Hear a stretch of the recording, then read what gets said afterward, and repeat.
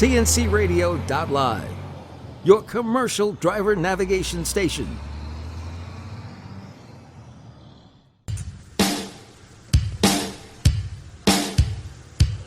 Good afternoon. This is TNCRadio.LIVE, and this is the Truckers Network Radio Show with your host, Shelley Johnson. Thank you, Tom. I appreciate that. Yes, this is the Truckers Network Radio Show on TNCRadio.LIVE.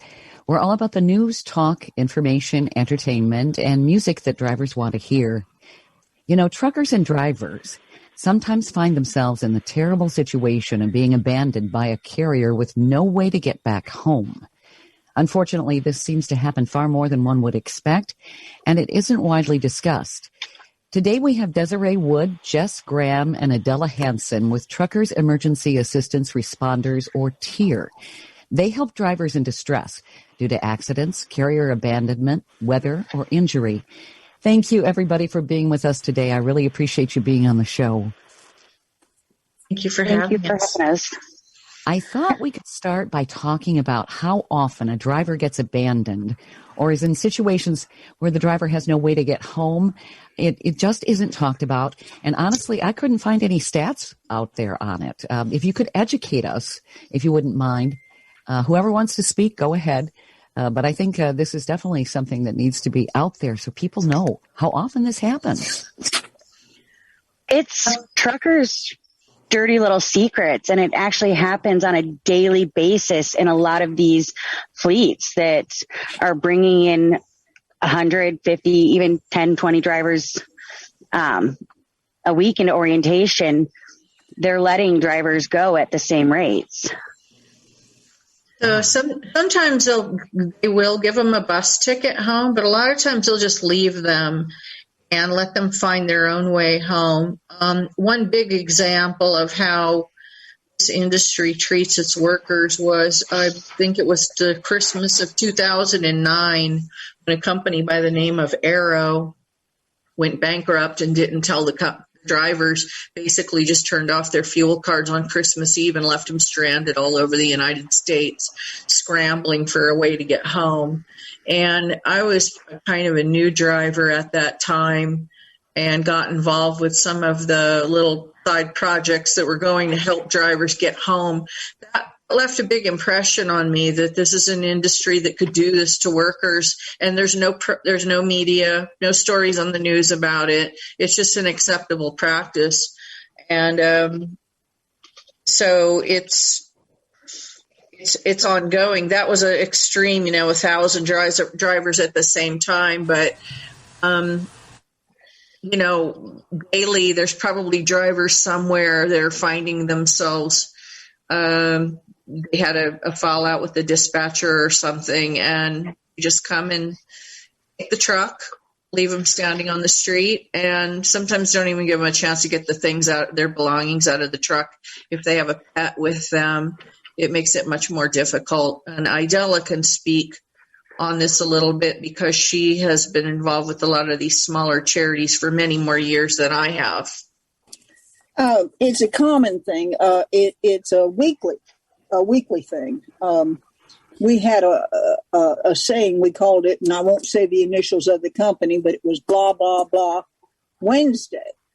And they would bring all these people in, 50, 100 people, into orientation on Sunday by bus, do all the orientation, and they hadn't vetted them yet. And then on Tuesday night, Wednesday morning, they would decide that they couldn't use them for whatever minor reasons.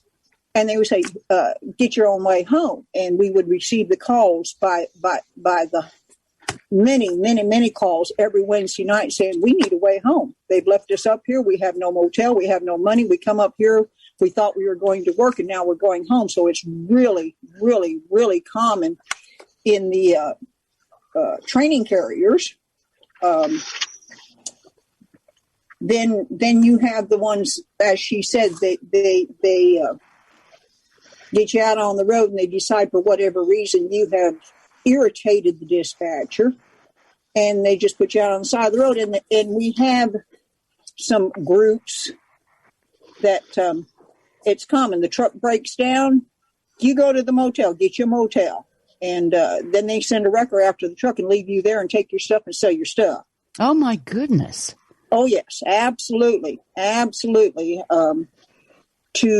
If your truck is picked up by a tow truck, you cannot retrieve your equipment or any of your stuff unless you have a letter from the company saying that you can go on to the impound yard and get your stuff. So your stuff, your wallet may be in there. I've had instances where a driver called in their wallet and all their records were in the truck, and they wouldn't let them in to get their truck, and the company wouldn't give them the permission to get in the truck to get their stuff because, well, they might take something that belongs to us.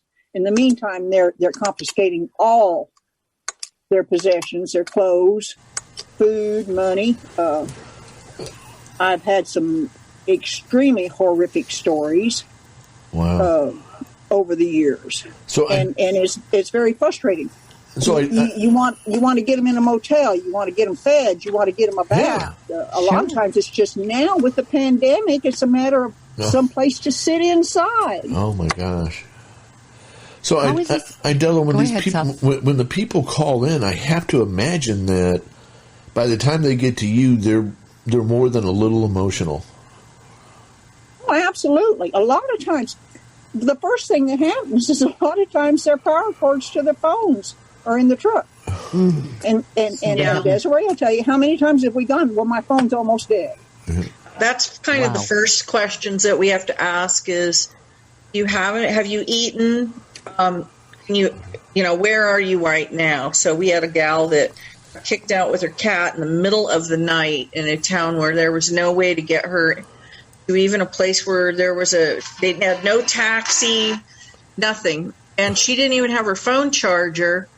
I sent her some money to go to a coffee shop so she could at least sit inside from the elements and have a cup of coffee. But because of the pandemic, they wouldn't let her inside. And, we were calling down to the Family Dollar store asking her, if we give her the money for the charging cord, would you let her plug into your electricity? So she could charge up her phone. I mean, we've gone to some crazy lengths just to assist some of these people that get left like this by their employer. How is this even legal? Yeah. I'm just astounded.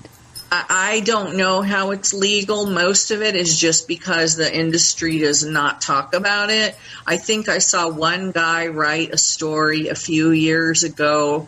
I think it was Larry Kahaner, with Fleet Owner, wrote a story about how they don't give them a Greyhound bus ticket and they leave them stranded at orientation. That's true. They will. They'll bring you to orientation on the Greyhound bus, but they won't always give you a bus ticket home, and so you're stuck there. But sometimes it goes further. So we had a guy, and he just called me right before this show. He called me again because he needs more help. This was an older gentleman who was a W-2 worker, and he had worked for this company 18 years. And he drove his truck onto the on-ramp in Arkansas, and a car had parked on the shoulder with all their lights off. And the police had seen what this car had done. They were on their way turning around to tell this car, you're a hazard, get off the shoulder. And here comes the truck and crashes right into the car. His truck got destroyed, and he went flying through the windshield and got some, it sounds to be, internal injuries. Oh, my. So his employer sent a wrecker. The wrecker took away his truck, brought him another truck to continue with the load, would not let him go to the doctor. Because he's a dedicated worker, he just kept driving for another week till he started urinating blood. And he told the employer, I have to go to the doctor. I can't. They said, okay, you're fired. Get all your shit and get out. Sorry, I shouldn't have said that word. Well, no, it fits.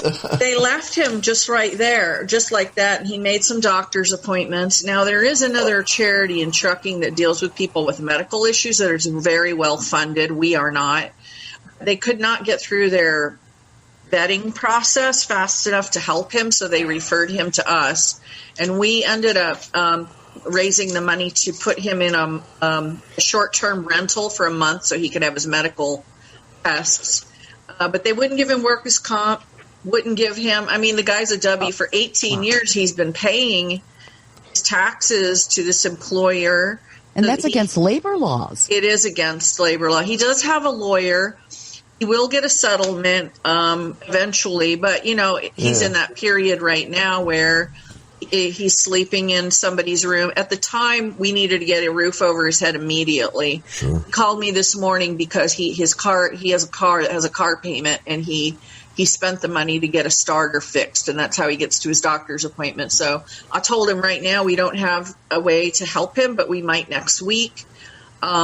He's a really nice man. I asked him to do a testimonial video with us. But when I'm thinking about, here's this guy who's a dedicated employee for 18 years, and they couldn't even give him workers' comp and left him like that when he's got internal bleeding and just leave you. Well, and there's a lot of trucking employers out there like that. Somebody could die. It's just, I'm astounded. I mean, these are human rights violations. Of they course are. And who do you call? Okay, you call the lawyers. But all of this takes months. It takes weeks, and they need help today, yesterday, last night. Thank God for your group. We have to go to break right now. We're talking with the Truckers Emergency Assistance Responders, Desiree Wood, Jess Graham, and Adela Hansen. Wow, this is a huge eye-opener. You're listening to TNCRadio.LIVE. Definitely stay tuned for more coming up.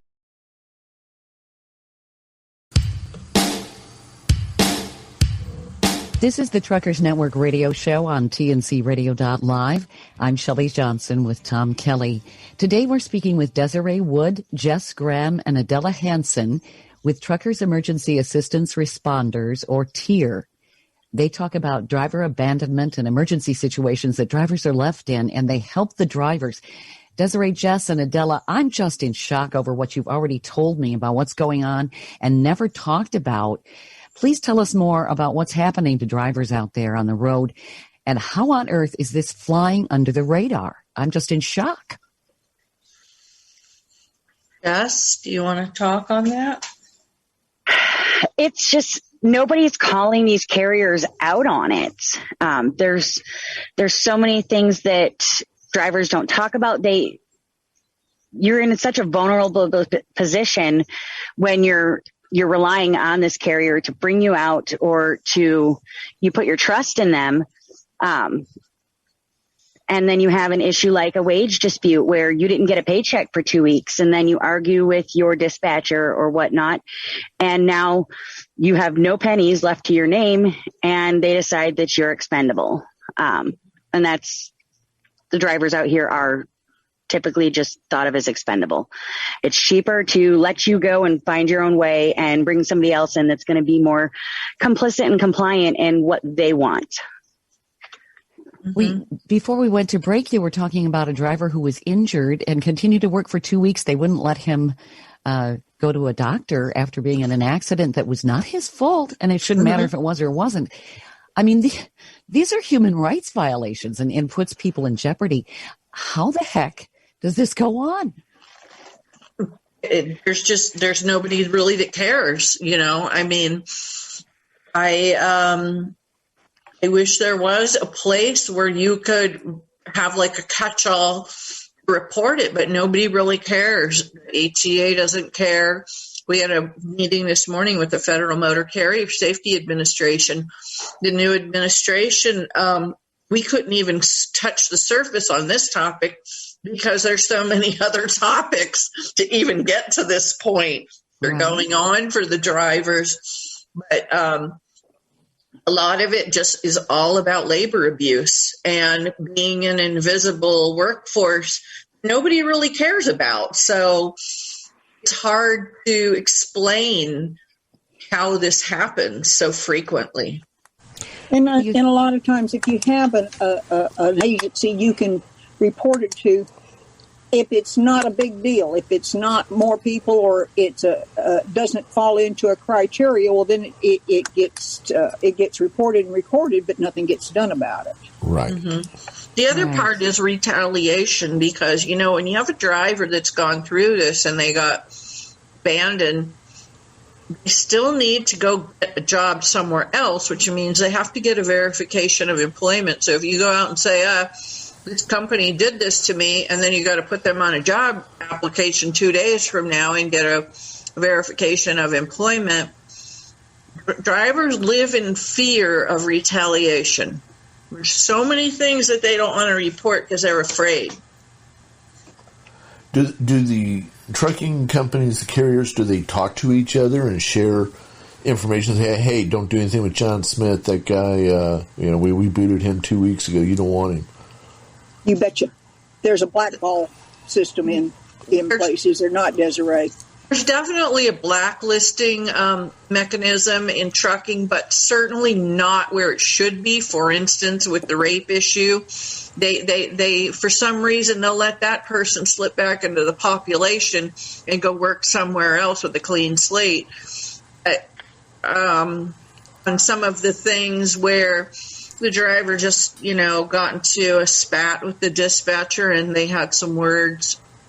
The dispatcher just wants to show them who's boss and make sure they never work in this industry again. So the retaliation is real, and you can't really even mark one company with it, because you could be on a dispatcher's board that's like the greatest dispatcher at a bad company. And then that person gets promoted or moves to another division, and then you're stuck with like the worst. Sure. Common practice is to back charge the driver for stuff. Like what kind of stuff? Well, like not getting your fuel mileage, not getting a certain percent of fuel mileage, idle time. They'll charge it back, and next thing you know, they don't have a paycheck. And now you owe them money. And then when you go to the next company, they will say, no, they can't work for you. They owe us money. Until they pay the bill, no good recommendations. I don't know what that's called, but I have seen it happen many, many, many times. Wow. This is like labor practices from 100 years ago. Yes, it is. It's It's amazing. You said something that caught me a minute ago. I think it was Desiree. This invisible workforce. I wrote that down. It is strange, isn't it, that everybody knows what trucks look like. People often honk at them. They'll scream about they're slowing me down when I'm trying to go up the hill and all that kind of stuff.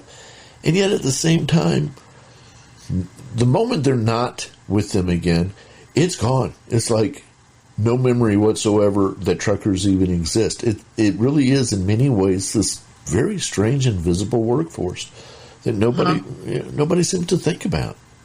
Yeah. Even when I tell people, we've got a radio station that's focused on truckers, the first reaction is almost always, really? Why? They're kind of, that's strange. Not strange at all. Not strange at all. Absolutely. I mean, truckers keep this country rolling. And I've seen statistics where the economy in the United States would not have grown the way it did without truckers. Let's face it.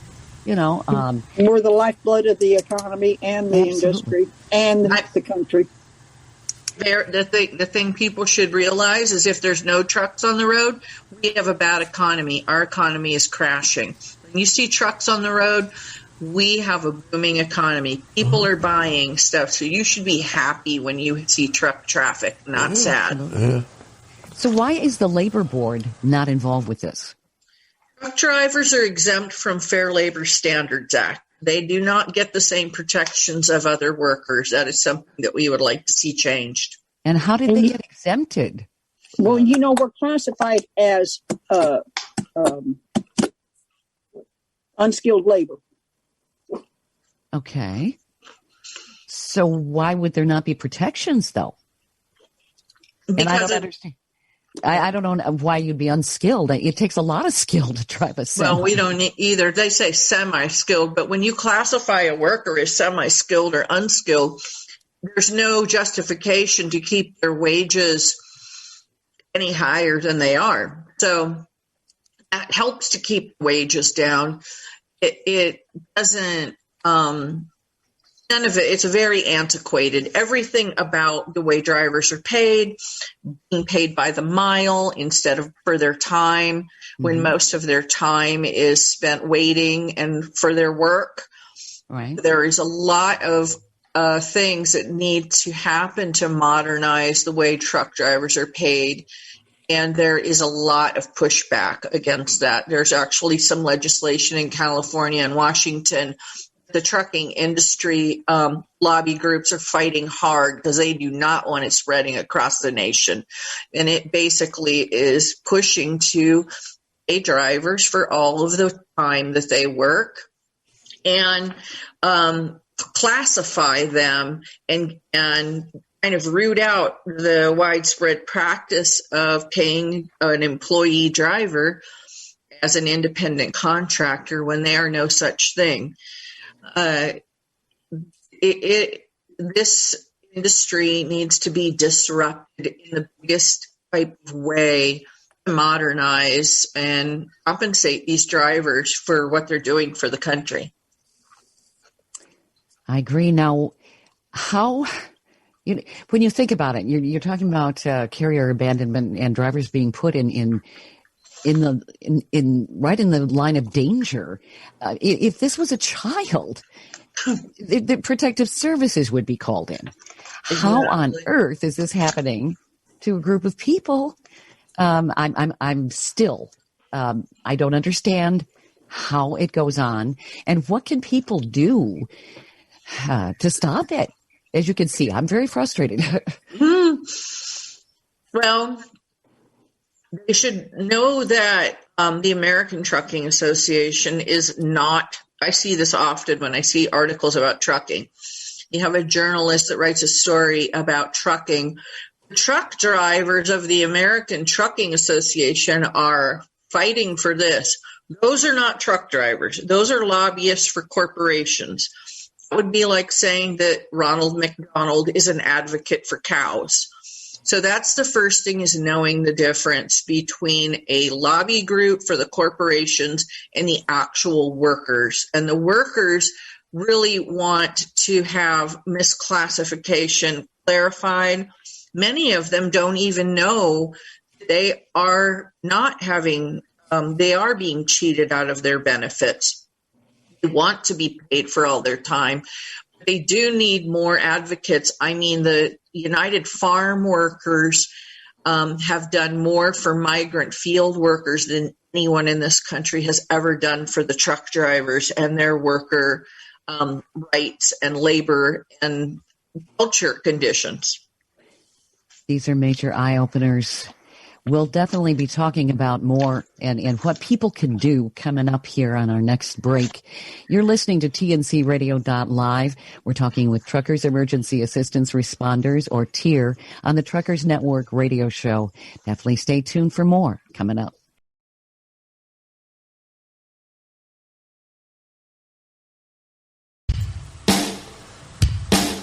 This is the Truckers Network radio show on TNCRadio.LIVE. I'm Shelley Johnson with Tom Kelly. Today we're talking with Desiree Wood, Jess Graham, and Adela Hansen with Truckers Emergency Assistance Responders, or T.E.A.R.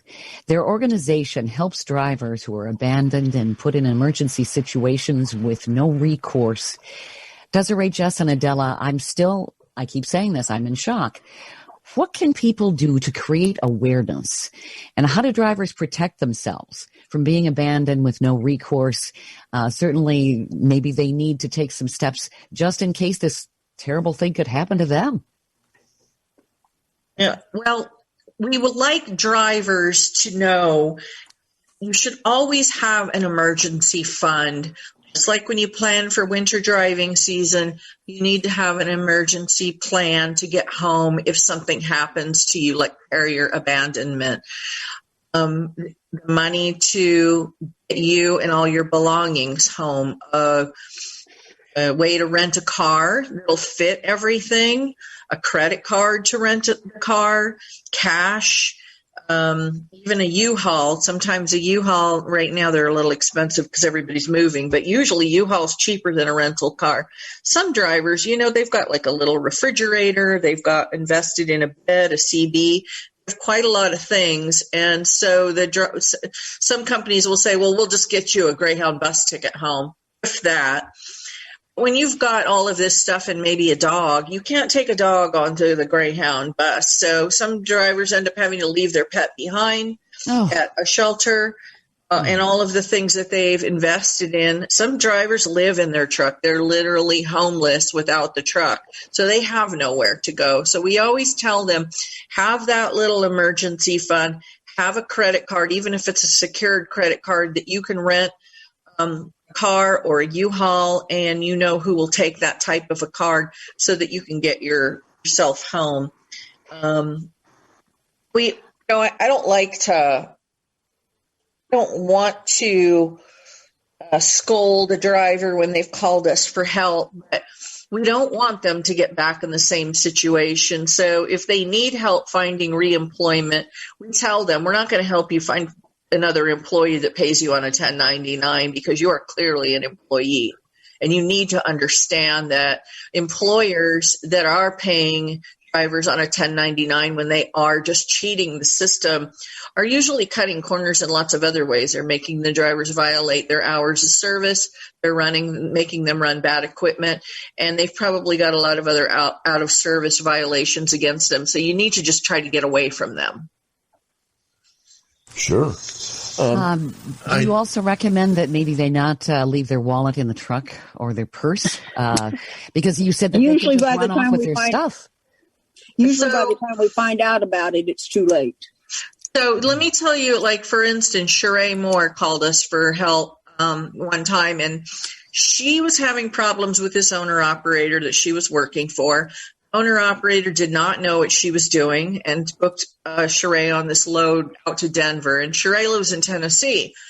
She had talked to me before the delivery of this load and knew that something bad was going to happen. She didn't anticipate this situation. And so she's delivering this load, and the owner's calling her like every 5 minutes. Did you get the bills signed? Did you get the bills signed? When you get the bills signed, that's the money. That's how you make money on the load, is the signed bills that they are delivered. As soon as she said she got the bill signed and she was not standing in the truck, this owner-operator had a tow truck waiting around the corner for Sheree to get out of the truck and be holding those bills, and they hooked the truck and started taking it away. She didn't have time to get any of her stuff. So we sent her money to get home, but mostly you're in shock. So when you have a tow truck come at 2 a.m, wake you up from a sleep, tell you they're taking your truck away, you're fired, you got to get with your company to get permission to get your stuff out of the truck. You're in shock. Like, you're just like, you don't even know what happened. So that's how these things happen, where you miss something, and sometimes it's something super important, like phone charger and the wallet or something like that. Now, it had been my understanding that technically the cab or the tractor is an extension of your home. Mm-hmm. So essentially, if they're taking things and not letting you have it, I mean, it's like breaking into somebody's house, stealing all the contents and stealing the house. How the heck? Wow. Now, I would like to definitely see some kind of protections for truck drivers in this situation. Wow. I mean, I worked at a major fleet, and it was commonly that they just took the driver. They call it recovering the tractor, and then they just dump your stuff in the trash. And they just, they tell you they're storing it, but they don't store it. Throw it in the trash. And drivers have no recourse. They can't, obviously it costs money to sue, but... I mean, it's so that trying to even get anybody to answer your phone call again after something like this is nearly impossible. You're dead to them, basically. They can't go to the police and say, look, they stole my stuff. I mean, it's illegal. You say, the police are like, you have to get permission. The tow truck, once the tow truck's got the unit, the tow truck's got all kinds of. So in the situation with the lady that was pregnant that we told you about, and the cat, yes, she she really wanted to get her stuff out of the truck. A tow truck company told her she had to get some information permission from the company. Nobody at the company would talk to her. By the time she did get somebody to talk to her at the company, they had already taken the truck all the way back to Denver and had it sent back to their main terminal. So the truck got home faster than she did. She was still in this little tiny town in Colorado, and the tractor was like long gone 3 states away by that time. So by that time it's, and it just blows your mind, because it's like, if you had they send another driver to recover the truck, could have taken her home too. Could have taken her to a town where there's an airport or a bus station or somewhere. In that situation, Idella actually had to call the town mayor, newspaper, because they didn't have a motel there for her to stay in. We didn't have a way to get her to Denver. We had to take extreme measures to reach out to the community and say, listen, this lady's stranded there. You have to get a roof over her head before the sun goes down. Absolutely. Wow. Are there any attorneys or anybody that's trying to maybe make some waves in court to stop this practice? I mean, it's every shade of wrong I can see. I think what's right now is, go ahead. No, go ahead. Right now, what's limiting any action from any party is the lack of data. We're not able to say this is the number of people that have been affected by it because of fear of retaliation. Okay. There's nobody tracking if you've been abandoned. There's no way to report carrier abandonment. So T.E.A.R, we're doing our best to take notes and get every phone call we have. But for every driver we hear from, there's probably 99 that don't know we even exist. You know, it would make sense that if they're taking the tractor and trailer away, I have ridden in a tow truck before when I've had to have my car towed. Why can't the driver go along and go back to the terminal? That would make a whole heck of a lot more sense. They're not in the middle of nowhere.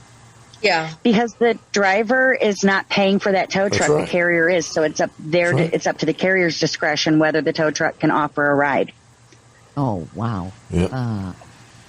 Therein lies the problem. Mm. Yeah. We have several referrals in places that we send people, but again, it's the phone call on Monday, and this might be Friday night. Sure. And again, it's days and weeks before anything's done, said it trickles down through the system. When this lady, it's going to be 40 degrees that night or 30 degrees out, and she's pregnant, and she's got a cat, and it's pandemic, and she's not allowed to even sit inside. Oh, sure. It just exacerbates the situation. They're standing outside trying to get things done. It's horrible. It's very distressing. Well, it's a blatant human rights violation, I can see. I mean, in so many different ways. And in inclement weather, people can freeze to death. We've tried to get lawyers. I refer, lawyers to it, but, a lot of work with a lot of lawyers, and they do get justice for some drivers in some cases, but often, unless they can see a clear cut, how do I make money from this? It's just not worth our time, Yeah. And we like to think that everybody's seeking justice, but that's just not the world. Yeah, unfortunately, there aren't a bunch of TV attorneys out there that really go to town for people.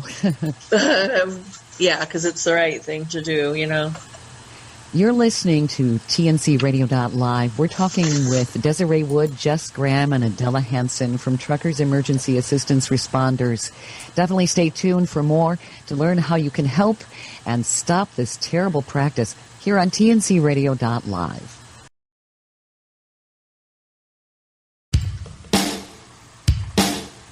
This is the Truckers Network radio show on TNCRadio.LIVE. I'm Shelley Johnson with Tom Kelly. We're talking with Desiree Wood, Jess Graham, and Adela Hansen with Truckers Emergency Assistance Responders, or T.E.A.R. They help drivers who've been abandoned or left in distress. Like I said, it's just amazing that this sort of thing's happening, and it's not amazing in a good way. How can drivers find you when they're in trouble? Well, we are on Facebook, and we have our website is CDLTEAR.org. That's our website. We have a Facebook page, Truckers Emergency Assistance Responders. The acronym is T.E.A.R. We are on Twitter, and we are on Instagram as CDL T.E.A.R. as well.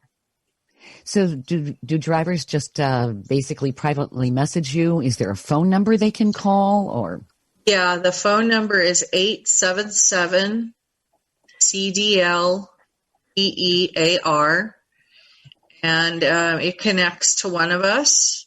If you need urgent emergency assistance, we will end up referring you to the website to fill out an assistance application, because we do need to verify information.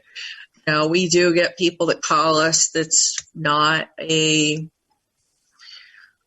credible reason to fund them, let's just say. So there is a process to vet, which is something that Jess has been doing. And we do need that document for our records, so we know who we helped and who we had to decline. And what was the phone number again, Desiree? You kind of cut out a little bit. It's an 877 number? 877 CDL TEAR, which is 235-8327, I think. Is that right? Dear, yeah, I think 235-8327. Mm-hmm. Okay. How can people donate? Because obviously, you guys, you were saying a lot of times you do this out of your own pocket, which is just amazing. How can people rally together to donate to help your cause so you can help drivers? And because this practice, I mean, I can't even imagine being abandoned on the side of the road in an emergency situation. It's just a travesty. You can donate a couple of different ways. Our website, CDLTEAR.org, has a donate tab. We have a PayPal account, so you could do a small recurring donation if you wanted to do something, or you can make a one-time donation. It also has an address if you feel more comfortable sending a check or money order to our office. And we also can get donations through Facebook. They go through their nonprofit ARM Network for Good. It takes us about 45 days to receive that money, but we do receive it. And then the third way is Amazon Smile. If you're shopping on Amazon and you want to include our little link, we do have an affiliate program with them that we get a percentage if you shop using our link. Well, we definitely want to create more awareness here because, like you said, it's really not talked about. It's kind of a dirty little secret, and it shouldn't be a secret anymore. Drivers should never be treated that way. No. It's showing the worst side of humanity, frankly, when people are left abandoned and in dangerous situations. I mean, they're put in danger. Yes, they are. And in some of the situations you've described are shocking, and I'm sure you've encountered even more situations that are even more shocking since you've formed as an organization in 2019. We knew about these. We were helping informally before we formed the organization. We just thought we should do it on an official level because now T.E.A.R is a 501c3 charity, so your donations are tax deductible. Mm-hmm. And it just made it a more formal way to do this, and we just thought it was the right way. Well, would it help if people actually wrote to the Department of Transportation or maybe their lawmakers and so forth and saying, hey, this is a problem, you need to look into it? Yeah, I mean, that would definitely help to get people. We had, like we said, we had a meeting this morning with the new administration of the FMCSA on, our other organization, Real Women in Trucking, to talk about other labor issues. And we didn't really get to touch on what T.E.A.R does, but here, some of the things we talked about, well, like misclassification and driver wages, other driver abuse. Here bears the brunt of it, because when a bad employer treats their driver bad and they call us for help, we shouldn't having to be doing that. There should be employee protections for things of this nature, and we certainly would appreciate people from the public writing the Department of Transportation or the Department of Labor. Let them know about some of the things that are going on. Well, certainly if people make enough noise, it can't be ignored. I mean, that's always been my philosophy. Speak louder. People will eventually hear you. And there's absolutely no reason why a driver should not be protected under labor laws and gosh, the Constitution. I mean, I'm seeing so many different violations here that it just shouldn't happen. And you guys are doing an awesome job helping out drivers and saving lives. You really are. Well, we're glad that we are able to do it, but we hope that in the future there isn't a need for a charity organization like this. Makes total sense. Again, we've got a little bit over a minute. How do people reach you? How do they donate? Yes. CDLTEAR.org, and you can click the donate tab, or through Facebook, CDL Tier, or through Amazon Smile. And we just ask that, prepare yourself, know your carrier, go on SaferWeb, look at who you're looking to drive for, and have your plan before you even get on that bus. At the end of the day, if you're ready, no matter how much you like your carrier, you won't be put in a position that you would need to call us. Good and advice. if you would like to volunteer in some form or another, you can email us at admin@cdltier.org. Excellent. Thank you so much, Desiree, Jess, and Adela, for being with us today. We've been talking with them. They're from Truckers Emergency Assistance Responders, or T.E.A.R. Great organization. Definitely support them. They're doing wonderful things for drivers. You're listening to TNCRadio.LIVE. Stay tuned for the Evening Surge coming up.